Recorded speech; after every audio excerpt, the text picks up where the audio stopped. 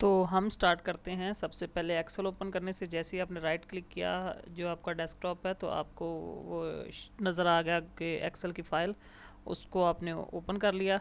अब सबसे पहले आपने कॉलम में डेट डाली, फिर रेफरेंस डाला, फिर सप्लायर का नेम डाला, फिर आपने ग्रॉस जो है नेट अमाउंट डाली, फिर आपने वैट की अमाउंट डाली, फिर आपने ग्रॉस अमाउंट या टोटल जो बिल की अमाउंट है वो वाली डाली।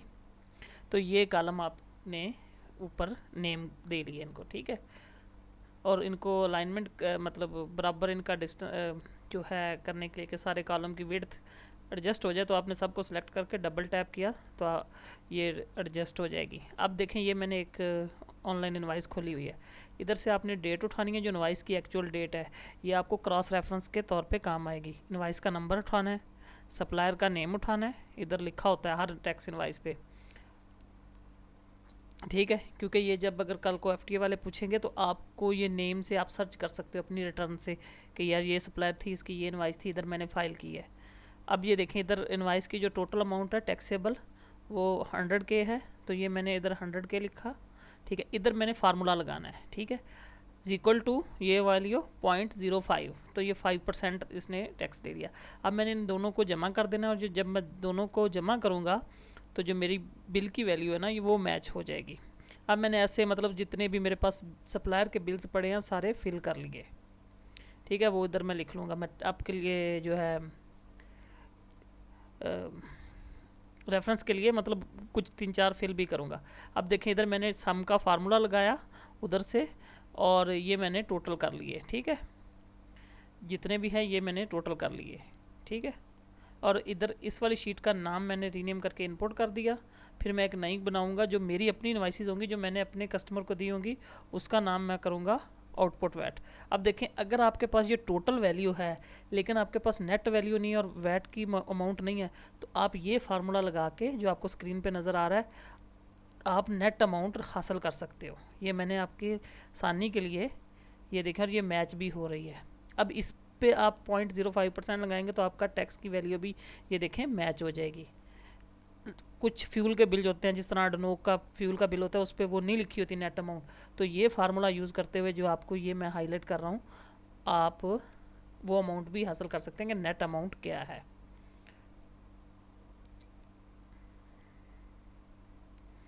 ठीक है। अब ये मैं मज़ीद फिल कर लूँगा, ये मतलब कुछ 4-5 एंट्रियाँ डालूँगा, ऐसे आपने फिल करते जाना है। आप जो जो जो वैल्यू डालोगे वो अपने क्वार्टर की वैल्यू डालोगे, जो जब आपका क्वार्टर एंड स्टार्ट हो रहा है उस पीरियड से एंड तक। फॉर एग्जांपल, अगर आपका जो है वैट का क्वार्टर स्टार्ट हो रहा है जनवरी 1 से और वो ख़त्म हो रहा है मार्च 31 को, तो जितनी भी आपको सप्लायर से इनवाइसेस इस पीरियड में मिली है ना, आप वो डालोगे बस। उसके अलावा और वो एडजस्टमेंट्स होती हैं, अगर कुछ इनवाइस आपको इस पीरियड की बाद में मिली है तो फिर वो आप उसकी जो है एडजस्टमेंट डाल सकते हो नेक्स्ट वाले में, वो आप एडजस्टमेंट वाले कॉलम में डाल रहे हो, लेकिन ऐसा बहुत कम होता है, ठीक है। ये आपका टोटल आ गया, इसको आपने थोड़ा अच्छा करना है तो ये इधर से जाके आप बॉर्डर लगा दें, ठीक है, ये वाला जो टोटल का बॉर्डर है, ताकि आपको थोड़ा पता चले कि ये मेरा टोटल है। तो ये मैंने ये देखें, सिर्फ ये रैंडम मैंने डाटा फिल किया कि फॉर एग्जाम्पल ये सप्लायर की इनवाइसेस मेरे पास इस वैल्यू की हैं, तो मेरे पास जो नेट वैल्यू टोटल आ गया कि मैंने टोटल परचेज़ कितना किया हुआ है। उसके बाद मेरे पास जो है वैट आ गई टोटल कितनी है, और उसके बाद मेरे पास टोटल आ गया वैट और जो नेट परचेज़ है मेरी वो कितनी है। अब मैं एक सेम और शीट खोलूँगा, इधर इसका नाम मैं रखूँगा आउटपुट। आउटपुट वो होता है जो मैंने इनवाइसेस अपने कस्टमर को दी हैं, ठीक है। तो इधर भी सेम चीज़ें जो है मैं जो उधर मैंने लिखी थी डेट रेफरेंस, इधर मेरा सप्लायर का नेम था, उधर मेरा कस्टमर का नेम होगा, लेकिन मैंने रीनेम नहीं किया, मैंने कॉपी पेस्ट किया था। इधर सप्लायर के बजाय पे आप कस्टमर नेम लिख लोगे, बाकी चीज़ें सारी सेम रहेंगी। ऐसे आपने इसको विड्थ आपने इसकी एडजस्ट कर लेनी है, ठीक है।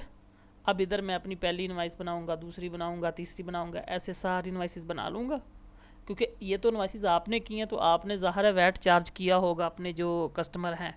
तो इधर तो आपको उस फार्मूले की ज़रूरत नहीं है कि आपके पास टोटल है और नेट नहीं है, आपके पास तो नेट भी होगी, वैट भी होगा, सारा कुछ होगा, तो आपने वो सारा इधर फिल कर लेना है। ईजी के लिए क्या है कि आप इसको साथ साथ फिल करते रहो। आप अपने पास ये शीट 2 बना लो, जो इनवाइस करो वो भी फिल कर दो, अगर कोई आपको इनवाइस रिसीव हो मतलब जो कस्टमर का बिल, सप्लायर का सॉरी बिल आया आपके पास, वो इनपुट में डालते रहो, जो आप किसी अपने कस्टमर को इनवाइस दो वो आउटपुट में डालते रहो।